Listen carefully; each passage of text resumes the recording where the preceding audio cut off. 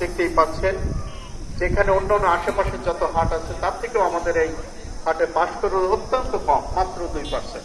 এবং এই টাকাগুলো এখানে মসজিদ, মাদ্রাসা, এতিমখানা, স্কুল, কলেজ, ক্লাব এর উন্নয়নে অর্থেই ব্যয় করা হয়।